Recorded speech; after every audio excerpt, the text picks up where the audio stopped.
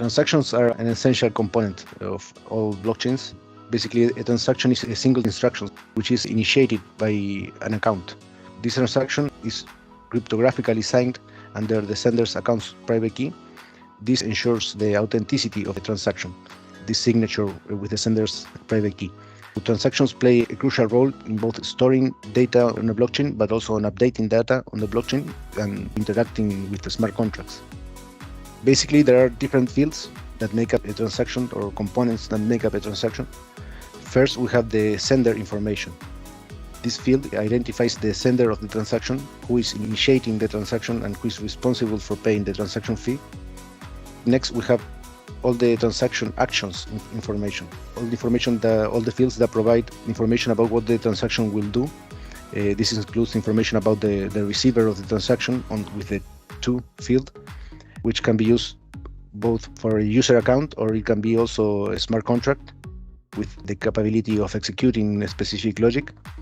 And additionally, one other transaction action information is the value field, which includes the details about the amount of tokens CFX that is being sent, and all the information regarding how to interact with a smart contract, which is the data field.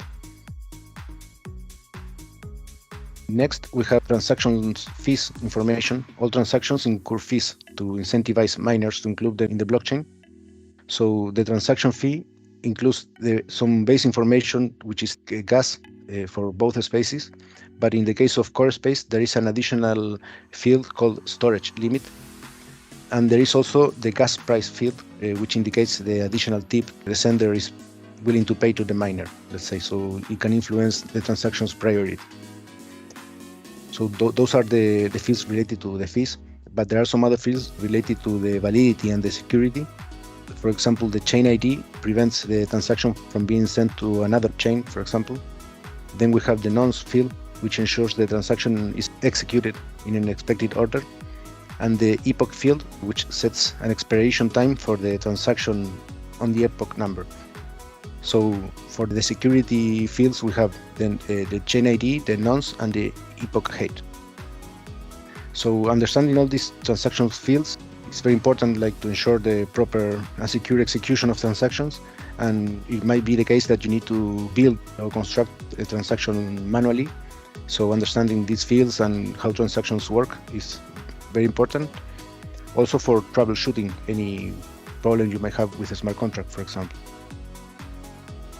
The next topic about the transactions is its life cycle. This is where it is related to the consensus mechanisms, both proof of work and proof of stake. So the transaction life cycle, there are many stages, from construction of the transaction to the confirmation and the finality, when it is finalized. The life cycle begins with the construction of that transaction, which involves creating a transaction object with all the necessary fields we just described and all the parameters that are required or involved on that transaction. So what this transaction is created, then it needs to be signed, and it is encoded into a hex string known as the raw transaction. This hex string, this raw transaction, is then broadcasted to a Conflux node. This can be normally be done by RPC methods, but it can be also done with a WebSocket. Basically, the nodes that receive this constructed transaction that is broadcasted, the node validates that transaction, and if it passes the validation, then it is further broadcasted to other nodes in the network. So the sender, when it sends the transaction to the node, it receives a transaction hash as a reference, like to track the process and the progress of that transaction. Well, this is where miners play a crucial role, including transactions in blocks. They basically select the transactions from the mempool, and they prioritize those with higher gas prices. So after a miner includes a transaction in a block, this block is propagated to the other nodes in the network. So after this block is mined, the node executes the transaction and runs the logic. For example, it creates the changes and updates the variables on the blockchain on a smart contract. So this execution comes before the confirmation, let's say, and after the miners include those transactions in the blocks. The execution results are recorded in a receipt. This receipt contains information, for example, like the transaction status, the gas used, different logs that might have been displayed. and also all the events that are emitted by smart contracts.